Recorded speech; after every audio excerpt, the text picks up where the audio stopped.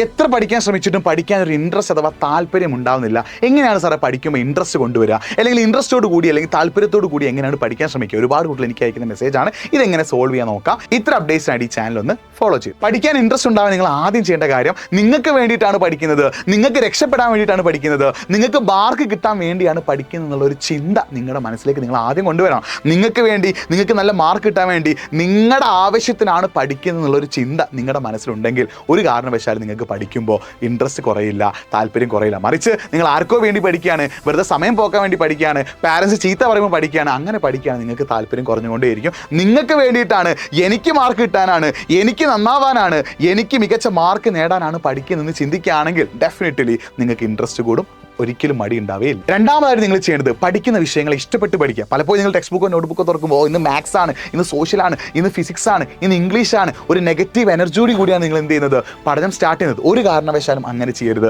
ഇഷ്ടപ്പെട്ട് പഠിച്ചു തുടങ്ങുക. നിങ്ങൾ മാത്സ് പഠിക്കുകയാണെങ്കിൽ എനിക്ക് മാത്സ് ഇഷ്ടമാണ്, മാത്സിനോടൊരു താല്പര്യം ഉണ്ടാക്കിയെടുക്കുക. നിങ്ങൾ സോഷ്യൽ പഠിക്കുകയാണെങ്കിൽ സോഷ്യലിനോടൊരു താല്പര്യം ഉണ്ടാക്കിയെടുക്കുക. ഫിസിക്സ് പഠിക്കുകയാണെങ്കിൽ ഫിസിക്സിനോടൊരു താല്പര്യം ഉണ്ടാക്കിയെടുക്കുക. ഓരോ വിഷയവും നിങ്ങൾ ഇഷ്ടപ്പെട്ട് പഠിക്കുകയാണെങ്കിൽ നിങ്ങൾക്ക് അവിടെ ഒരിക്കലും ഇൻട്രസ്റ്റ് കുറയില്ല എന്നുള്ള കാര്യം നിങ്ങൾ മനസ്സിലാക്കി വെക്കുക. പഠിക്കുമ്പോൾ ഇൻട്രസ്റ്റ് കൂട്ടാനായിട്ട് മൂന്നാമതായിട്ട് നിങ്ങൾ ശ്രദ്ധിക്കേണ്ടത് നിങ്ങളുടെ അറ്റ്മോസ്ഫിയർ അഥവാ സ്റ്റഡി റൂമാണ്. നിങ്ങൾ പഠിക്കാനിരിക്കുന്ന റൂം അത്യാവശ്യം വെളിച്ചമുള്ളതാവണം, വലിയ വലിയ ശബ്ദങ്ങളോ കോലാഹലങ്ങളോ ഇല്ലാത്തൊരു സ്ഥലമാവണം. നിങ്ങൾക്ക് പഠനത്തിൽ ഫുൾ ടൈം കോൺസെൻട്രേഷൻ ഉണ്ടാക്കാൻ പറ്റുന്ന ഒരു സ്ഥലമാകണം, ഡീവിയേഷൻ ഇല്ലാത്തൊരു സ്ഥലമാവും വേണം. ഈ കാര്യങ്ങളുള്ള നല്ലൊരു അറ്റ്മോസ്ഫിയർ, സ്റ്റഡി അറ്റ്മോസ്ഫിയർ ഉണ്ടെങ്കിൽ മാത്രമേ നിങ്ങൾക്ക് ഇൻട്രസ്റ്റോട് കൂടി പഠിക്കാൻ പറ്റുള്ളൂ. നാലാമതായിട്ട് നിങ്ങൾ ഡീവിയേഷൻസ് ഒഴിവാക്കണം. പഠിക്കാനിരിക്കുമ്പോൾ നിങ്ങൾ നിങ്ങളുടെ ഫോൺ ഫ്ലൈറ്റ് മോഡ് ഓൺ ആക്കിയിട്ട് ഒന്നുകിൽ മേശയുടെ വെരിപ്പിലിട്ട് വെക്കുക, അല്ലെങ്കിൽ അൽമാറി പൂട്ടി വെക്കുക. ഇനി നിങ്ങൾക്ക് ഫോൺ ഉപയോഗിച്ചിട്ടാണ് പഠിക്കുന്നതെങ്കിൽ DND do not disturb mode on ആക്കിയിട്ട് സോഷ്യൽ മീഡിയ, അതായത് വാട്സപ്പ്, ഫേസ്ബുക്ക്, ഇൻസ്റ്റാഗ്രാം, സ്നാപ്ചാറ്റ് അടക്കമുള്ള എല്ലാ സോഷ്യൽ മീഡിയാസും ബ്ലോക്ക് ചെയ്തുകൊണ്ട് പഠിക്കാനുള്ള സാധനങ്ങൾ മാത്രം ഓൺ ആക്കിയിട്ട് ബാക്കിയുള്ളതൊക്കെ DND മോഡിലിട്ട് നിങ്ങൾ എന്ത് ചെയ്യുക, പഠിക്കുക. അപ്പോൾ പഠിക്കുമ്പോൾ നിങ്ങൾ ഡീവിയേഷൻ ഉണ്ടാവാതെ ശ്രദ്ധിക്കണം.